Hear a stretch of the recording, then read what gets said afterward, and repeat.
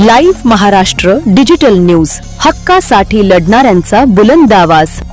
परभणी शहर में लोक कलावंत शाहिर विकास मंडल परभणी की ओर से त्यागमूर्ति माता रमाई भीमराव अंबेडकर जयंती उत्सव 2026 के उपलक्ष्य में आयोजित निशुल्क समाज प्रबोधन सांस्कृतिक कार्यक्रम का भव्य समापन समारोह संपन्न हुआ।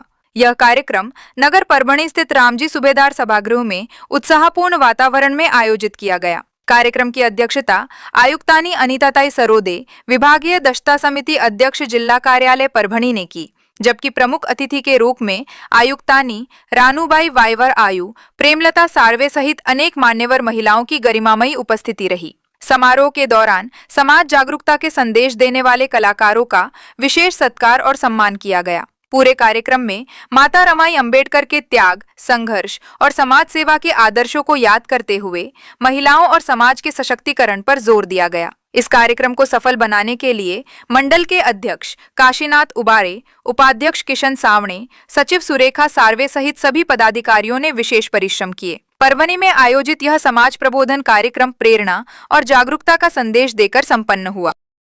आज या ठिकाणी राष्ट्रमाता आपलं त्यागमाता रमाबाई आंबेडकर यांची 128वी जयंती 7 फेब्रुवारी 2026 पासून सुरू झाली आणि त्या येणाऱ्या पूर्ण 28 दिवसामध्ये म्हणजे 20-21 दिवसामध्ये आम्ही ग्रामीण भागामध्ये, शहरी भागामध्ये विनामूल्य समाज प्रबोधन सांस्कृतिक कार्यक्रम संस्थेच्या वतीनं राबवलेला लोक कलावंत शाहीर विकास मंडळ परभणी ही संस्था आहे आमची आणि विनामूल्य प्रोग्राम राबवल्याच्या नंतर त्याचा आजचा हा समारोप कार्यक्रम या ठिकाणी राहुलनगर या ठिकाणी ठेवण्यात आला।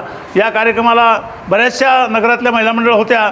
या कार्यक्रमाच्या अध्यक्ष म्हणून या ठिकाणी अनिताताई सरोदे, विभागीय दक्षता समिती अध्यक्षा, या ठिकाणी त्यांनी आम्हाला वेळ दिला आणि कार्यक्रम या ठिकाणी उद्देश एकच होता की रमाबाईचे विचार प्रत्येक घराघरामध्ये, प्रत्येक महिलामध्ये हे रुजवावे आणि प्रत्येक घरामध्ये रमाबाई तर घडू शकत नाही, परंतु रमाबाईच्या विचाराची रमाई घडावी आणि रमाबाईचे विचार घराघरामध्ये पोहोचवावे आणि या उद्देशाने हे जनजागृती कार्यक्रम आम्ही राबवलेला आहे। आमच्या कार्यक्रमाला भरपूर सहभाग मिळाला, यश मिळालं, भरपूर प्रतिसाद मिळाला आणि तो कार्यक्रम चांगले होत गेले आणि शेवटचा कार्यक्रमसुद्धा भरगच्च झाला। या ठिकाणी सगळ्यांनी येऊन या ठिकाणी सहकार्य केलं। जे काही कार्यक्रम घडवून आणल्यात त्याच्यासाठी जे काही लागतं, माणसाचं बळ लागतं, बरेचसे काही जमावं लागतं, हे सर्व काही या ठिकाणच्या महिला मंडळांनी सगळ्यांनी केलं। त्याबद्दल हा कार्यक्रम या ठिकाणी मोठ्या थाटात पार पडलेला आहे आणि हा समारोप झालेला असं मी संस्थेचे अध्यक्ष या नात्यानं जाहीर करतो। धन्यवाद।